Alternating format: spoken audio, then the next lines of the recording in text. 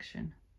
Hello, my name is Freya Ward, and today I'm going to be discussing the human digestive system and diving deeper into the organs that make it up.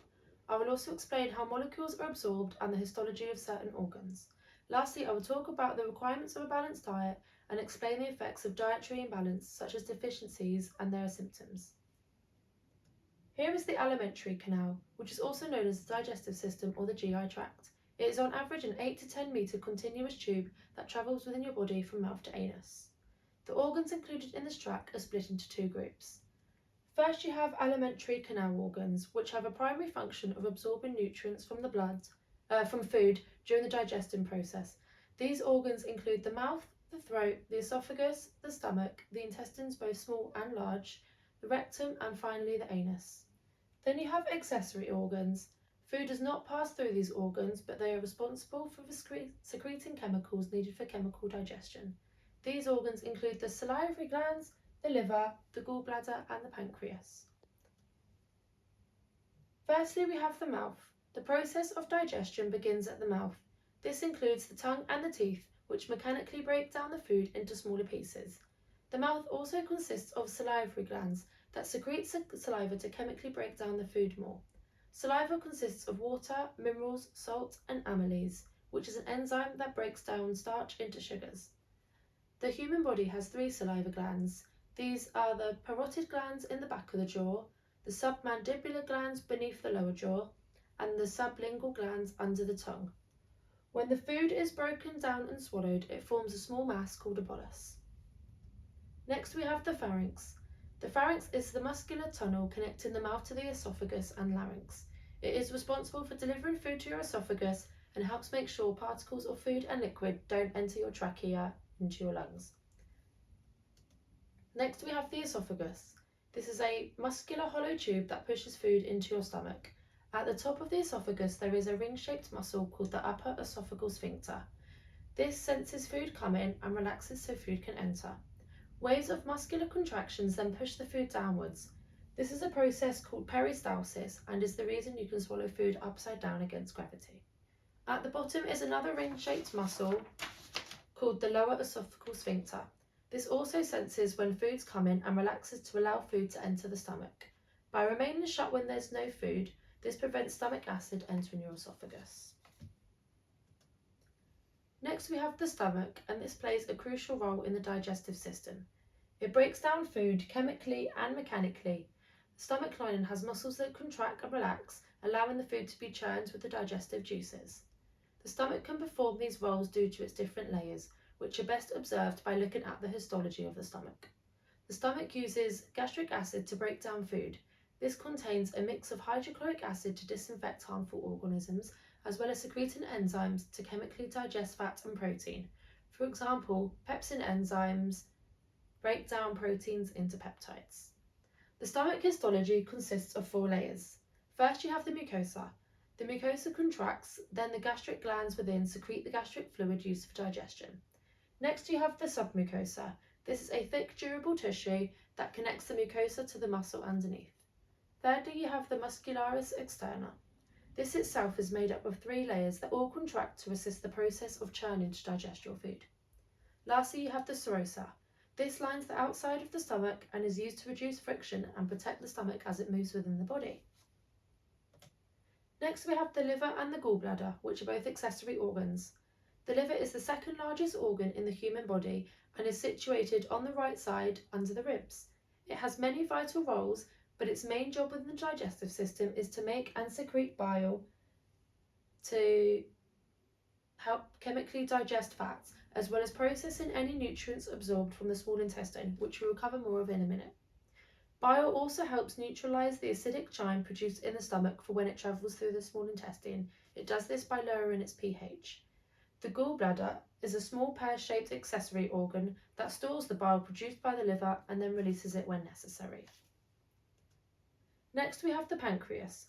This is another accessory organ responsible for hormonal and digestive functions. In regard to digestion, it produces enzymes to chemically digest your food, as well as playing a vital role in regulating your blood sugars.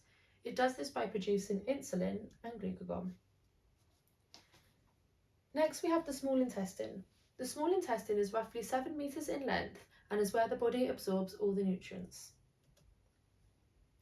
The duodenum is the first and shortest part of the small intestine, measuring at roughly 25 centimetres long. It not only carries on the digestion process but begins the absorption process of moving nutrients into the bloodstream. It is C-shaped and surrounds the pancreas and connects to the liver, making an effective place for mixing the digestive food with enzymes and bile. The histology of the duodenum shows three distinctive layers. First, you have the mucosa. This is a membrane lined filled with villi and microvilli, small finger-like projections that allow for a wider surface area for better absorption. Next, you have the submucosa. This is a connective tissue with folds forming rings around the intestines. This provides a rich network of blood vessels and nerves. It also contains glands that secrete mucus to help food travel through and bicarbonate to neutralize the acidic chyme. Thirdly, you have the muscularis mucosae. This layer is made up of smooth muscle responsible for contractions that churn the chyme and move it to the next section of the intestine. Next, you have the jejunum. This is the second part of the small intestine. It further helps to digest food and absorb the nutrients and water from the food to be used by the body. It has slightly thicker walls than the rest and more prominent villi, creating an even larger surface area for absorption. It has a rich blood supply that allows the nutrients to be transported via the bloodstream to various tissues in the body. Lastly, you have the ileum, and this is the small intestine's final segment before connecting to the large intestine and aims to conclude the digestive process as well as starting the absorption process for single sugars, fatty and amino acids, and glycerol. The ileum's histology is made up of 4 layers.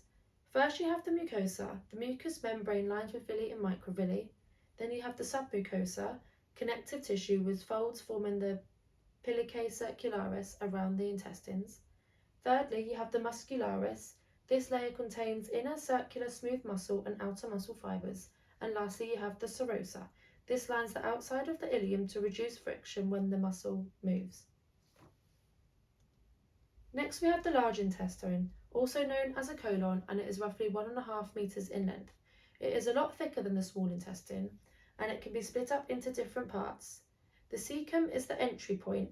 Then you have the ascending colon, which travels up, the transverse colon, which travels to the left, the descending colon, which travels down, and finally the sigmoid colon, which travels back to the right. When the food is received from the small intestine, it has been liquefied and most of the nutrients have been absorbed. The colon's job is to dehydrate what's left and form it into a stool. It does this by slowly absorbing water and electrolytes as its muscle system moves the waste along. The bacteria that live in your colon will then feed on the waste and break it down even further. This process completes the chemical digestion. Next, you have the rectum. This is the last part of the digestive system and where the stool is stored until it is ready to be excreted. Your rectum relaxes and stretches to accommodate the waste as it comes from the colon. Whilst holding it, it also removes even further liquid to solidify it. When the rectum is full, nerves trigger the brain to eliminate the waste. Next, you have the anus. This is where the waste, also known as poo, exits the body and is a complex area with various muscles and nerves, where various muscles and nerves work together to control your bowel movements. They also work to keep your anus closed to avoid infections coming in from the outside. The nerve endings also help detect whether it's gas, liquid or solid, and then the sphincter acts accordingly to provide voluntary control over the release of excrement. Next, we're going to talk about a balanced diet. A balanced diet is achieved by consuming a balanced variety of macronutrients and micronutrients. This helps your body to function properly and supports your immune system to prevent illness. There are 7 key requirements of balanced diet, and they are carbohydrates, proteins, fats, fibre, minerals, vitamins, and water. Let's start with carbohydrates. Carbohydrates are a key source of energy. They are one of 3 macronutrients that our bodies need. They are broken down into glucose, which is then absorbed and transported through your bloodstream. Glucose is vital for respiration. When it encounters oxygen, it releases energy to the body. Carbohydrates are split into two groups, simple and complex. Complex carbohydrates take longer to digest and are a more stable source of energy. These are commonly found in whole grains, pulses, and starchy foods. Next, you've got simple carbohydrates, and these are quicker to digest and therefore produce a quick spike in blood sugars, providing a short-lasting source of energy. They are often found in foods like fruits, processed foods, sugary drinks, and animal products. Next, we have protein. Protein is another essential macronutrient that are made up of chemical building blocks known as amino acids. These are used throughout the body for building, maintaining, and repairing all cells and organs. They also make hormones and enzymes. Proteins come from a variety of plant and animal sources, including meat, fish, dairy, eggs, seeds and nuts, and legumes such as beans and lentils. Next, we have fats. Small amounts of fats are vital for a balanced diet too. They provide a source of fatty acids which the body cannot make itself. Certain vitamins such as A, E, and D are fat soluble and can only be absorbed with the help of fats. They are also a high source of energy.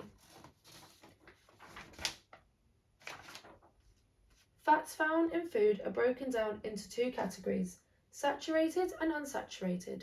Saturated fats are often found in meat and dairy products, as well as some plant foods such as palm oil and coconut oil. Unsaturated fats are a healthier alternative and are often found in plant-based oils and fish, but also foods such as nuts and avocados. Next, we have fibre. Fibre is found in fruits, vegetables, and grains. It's essential for digestive health and helps regulate our bowel movements. Insoluble fibre is fibre that doesn't dissolve in water. It's transported throughout the digestive system and excreted. It helps maintain good colon health and prevents constipation, making stool easy and pain-free to pass. Whereas soluble fibre can dissolve in water. This fibre helps us to stay fuller for longer, lowers our cholesterol, and improves our blood sugar. High fibre foods contain a good source of vitamins and minerals, and they are also absorbed gradually. This allows for a slow and steady release of energy. Next, we have vitamins. Vitamins are known as micronutrients and are essential for supporting every part of your body. They are organic compounds and are separated into two categories. Fat soluble, such as vitamins A, D, E, and K, which typically stay in the body longer, and water-soluble vitamins such as categories C and B, that are stored in smaller quantities and expelled from the body faster.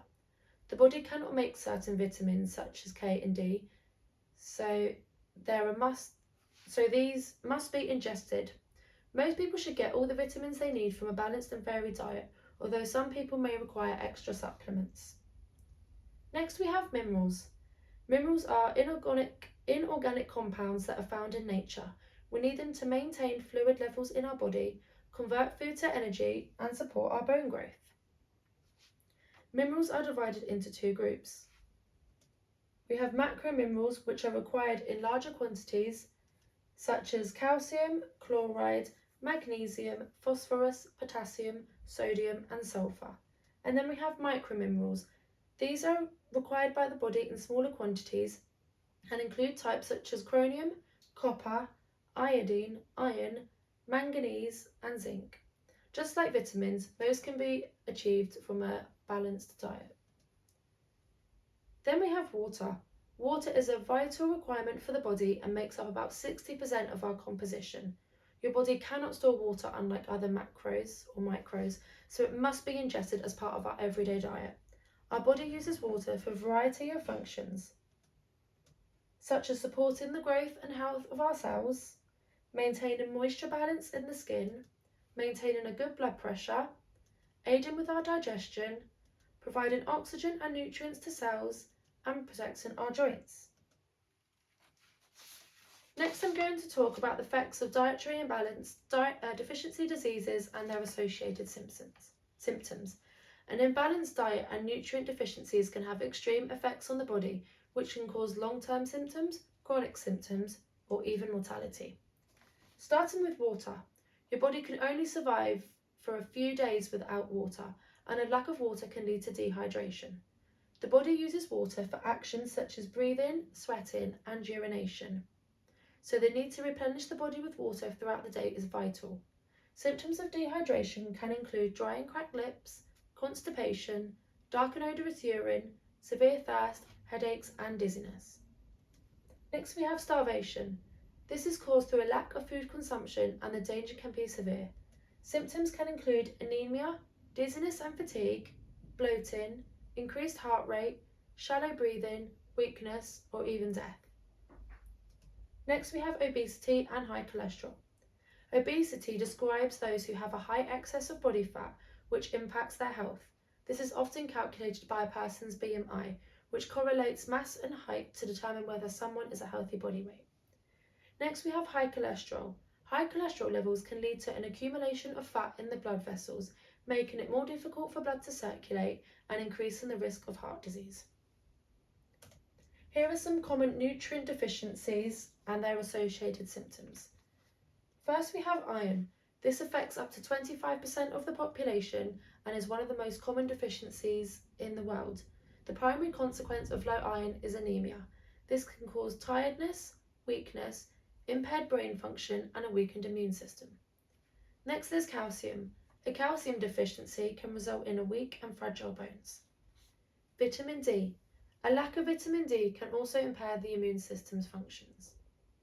Next, you have vitamin A. A lack of vitamin A can also impair the immune system's functions and cause both temporary and permanent blindness.